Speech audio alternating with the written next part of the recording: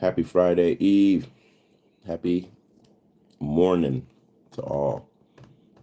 It's not quite 6:30 yet. So I'm just finishing up my coffee and zucchini bread before we go live, man. And I figured I'd jump on just a couple of minutes early and see who's in the building, who's here, who's ready to have a quick convo this morning. Maybe pick up a little bit of valuable information here. We're going to be talking about the real cost of excuses and procrastination. We're going to tie in a little bit of my personal experience with this and what's been coming in front of me that made me want to share this information and create this live. What are you doing? What?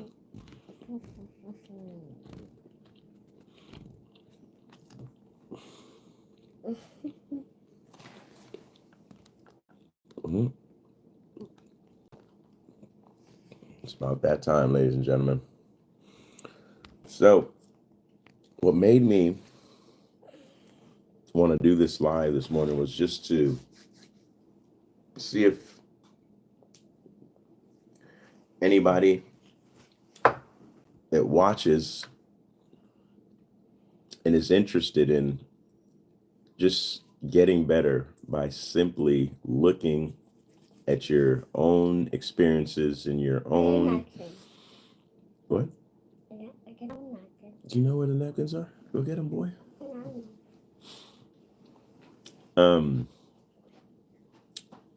Anyone who's interested in just looking at how their decisions and sometimes the excuses that they make, and I'm not here to point anybody out or talk about anybody. This is just a thing that I've noticed, and it happens all the time.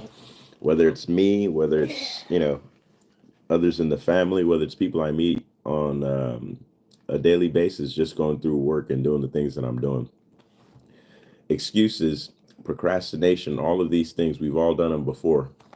I think we know that they don't serve us. So the question is, why do certain people continue to make excuses, right? To live their life as if they're not creative enough to find a solution, but they're creative enough to find the excuse to be able to keep them from actually moving forward with a plan, with a solution that can get a result that they want, versus just complaining about the same old thing. And I've been working. Amanda, what's happening? One of the things I've noticed, again, last year, because we're already in the new year, 2025, last year in the beginning of the year, around this time, I talked to 3 people back to back to back to back. Appreciate you, Gabriel. I talked to 3 people back to back to back, and it seemed like it was a common theme in the beginning of the year. There was 3 people who had called in to say, hey, I'm looking for insurance. And the reason that they called in at the specific time that they did was because they had just been diagnosed with cancer. And it's crazy because my mom years ago fought that same battle with cancer. What's up, Kaz? My mom fought that same battle with cancer, and I understand exactly what people are going through when they're dealing with that type of situation. It's not easy. And if you're not in a situation where you have help and support, it could really get rough. So every time I had those conversations with people, I would always think to myself, why is it that when the situation becomes really desperate, that's when people actually want to take action to do the things that they could have done a long time ago? It just makes no sense to me. But we've all been in a situation where we've procrastinated, where we've made excuses for something, and then we ended up having to pay and pay double later because we weren't willing to just sit down, take the time, do the activity, finish the task, do the job to just get it out the way so that it's done, and then we can move on to the other things. So when I see how simple it is for people to do certain things, take certain actions, and to prevent them down the line from so much pain, right? And they're just not willing to take the action. Sometimes I'm the type of person who, rather than just looking at the problem and just saying, okay, hey, it's just a problem, I'm looking to find solutions, to share solutions with other people that really are looking for those solutions so that they can take action. Sometimes people don't take action because they just don't know what action to take, and I get it. And it's hard sometimes to just trust if you don't really maybe know somebody, if you're not familiar with information that might be shared with you. But I think sometimes having a little bit of faith and just thinking. I joke around sometimes. I was talking to my buddy the other day. I said, sometimes I think thinking is the hardest work that most people never do. And it's funny because why am I up at 6:35 right now in the morning? Why? My daughter had a concert in Sacramento. So her bus leaves at 6 o'clock. And that's why I'm up. I got my son who's up. He should be in bed sleeping. But it's funny. I said, let me just take advantage of the fact that I knew that I was going to be up today. I thought about this yesterday from my day. I had an interesting day at work yesterday. If you guys are in the United States, you know that yesterday was the 15th, and for a lot of people. All right, AX, man, what's happening? I believe the response is Alaikum Salam. If I'm wrong, man, forgive me.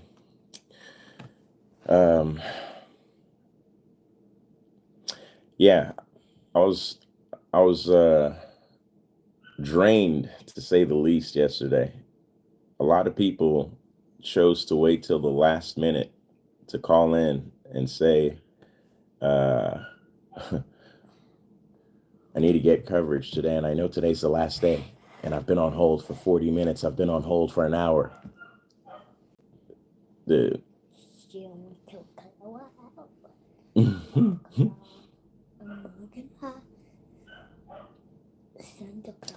Anyway.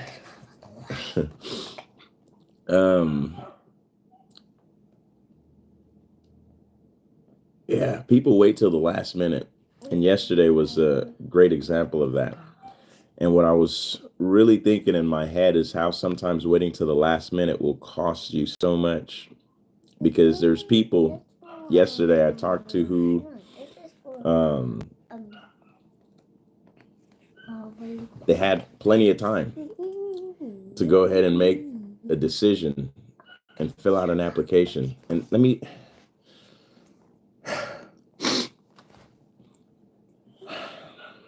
just get my thoughts together, because I don't want to say anything crazy, but this is one of the most frustrating things that I see and experience.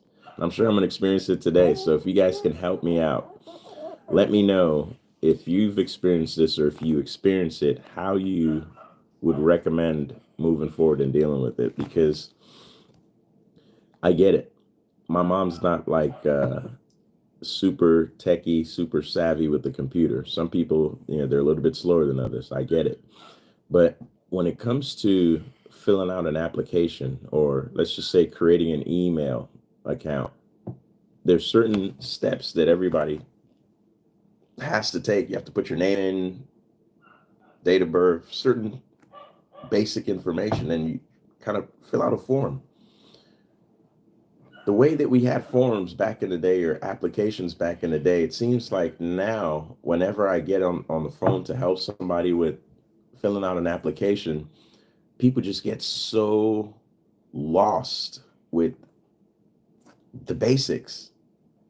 Put your name down, date of birth. All right, do you see the button that says next? Click it. It moves you forward to the next page. Put your income.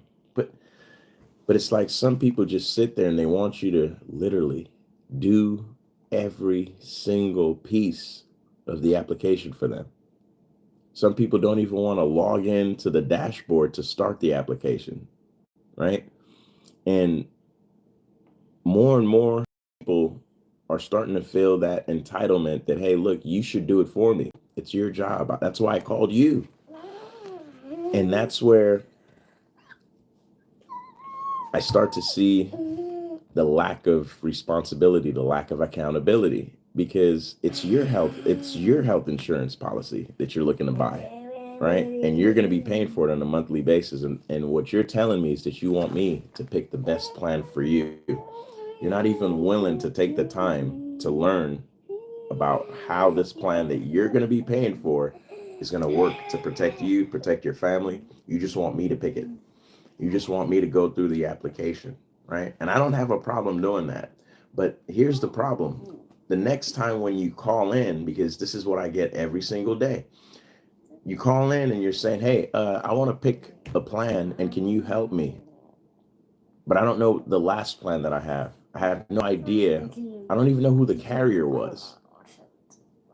Imagine how somebody's, listening to this, and this is coming from a grown person, somebody that potentially has kids or grandkids, right?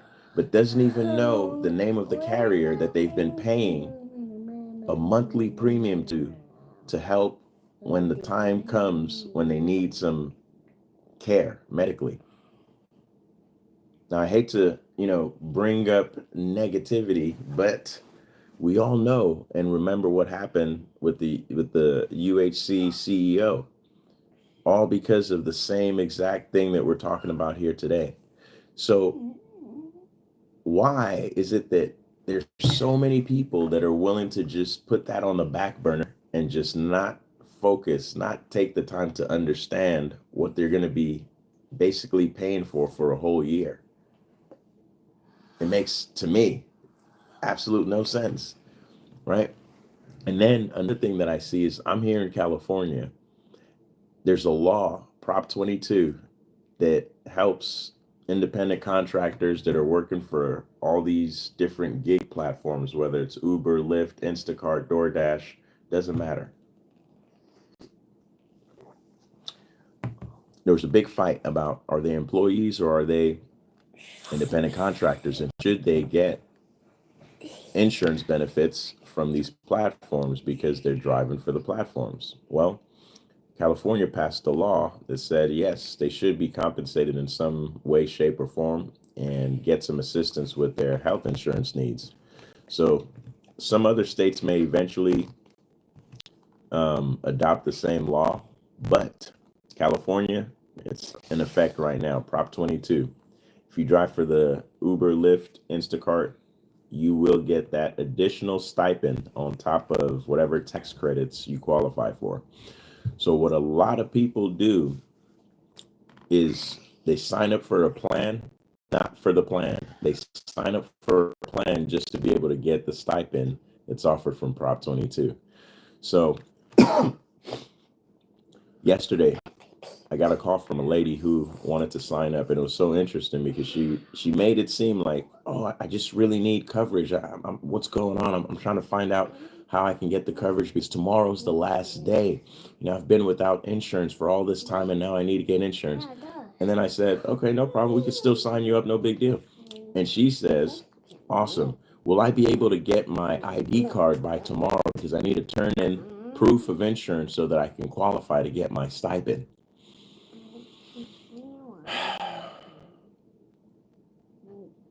So right then and there, that lets me know that you're not concerned with getting coverage for the sake of getting covered and having protection if something were to happen to you and you need the medical attention. You're worried about getting insurance so that you can submit proof of coverage so that you can claim a stipend from Uber, Lyft, Instacart, DoorDash, doesn't matter, right?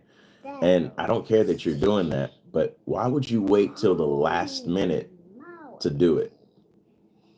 And it's probably because right now they're giving you a deadline and saying, hey, you got to turn in proof by this certain time in order to qualify for the stipend. But if you were paying attention, if you were aware, you'd have known that the quarter paid and you'd have known to get prepared. But we're not, we're just kind of going through the motions, moving quickly, rushing. So that's why I urge you guys, man. Sometimes it works if you're able to slow down so that you can speed up, right? Slow down to speed up. Sometimes it's the name of the game. And there's so many opportunities, so many things that we can take advantage of. But I think we're moving so fast that we're just missing it, right? I've been talking for a while about the opportunity that people have to turn around and make the bills that they pay for each and every single month start paying them every single month. Make the bills pay you back, right? If you're going to pay it and you have an opportunity for it to pay you back, why wouldn't you take it? See, that's another opportunity that so many people are sleeping on and not paying attention to because they're too busy, right? They're too busy moving quickly. So I just urge you, take the time.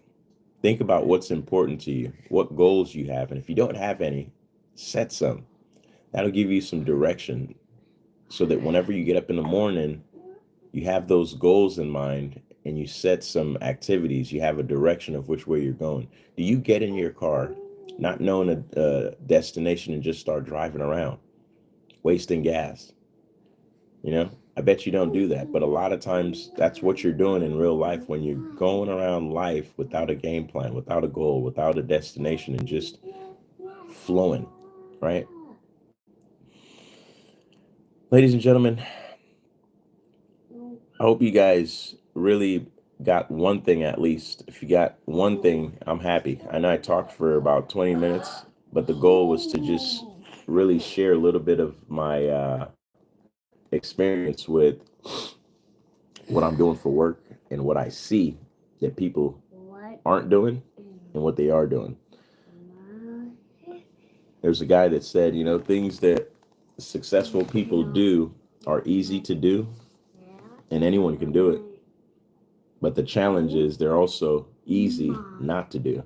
And that's the unfortunate reality. Most people choose the not to do, right? So let's get focused. Let's stay focused. And if I can do anything to assist you, please let me know. I'm going to leave a copy of my guide that I created so that you can check it out. Teaches you how to turn bills into income. Just things that we're doing already, paying bills. You don't have to learn any new skills. You just have to understand the concept. If that makes sense, then I'm more than happy to help you take advantage. Somebody shared this with me 2-3 years ago. So ever since then, I've been sharing it with anybody else saying, hey, we all got bills to pay. If you want your bills to pay you, I can show you how. So I'll leave that guide in the description. If you're interested, grab a copy. You don't need to do too much. Just read it. See if you understand it. See if it makes sense to you, and then share it with somebody else that might need to get that information in their life. And if I can help you in any other way, anything that you're working on, I am here for it. I want to see you doing well. I want to see you doing everything that you wanted to this year at the highest level possible. So let's get to it. Let's attack that game plan. And again, leave comments, questions, concerns of anything that I can assist with, personally, professionally, whether it's insurance related or not. I'm here to help. So we'll talk soon.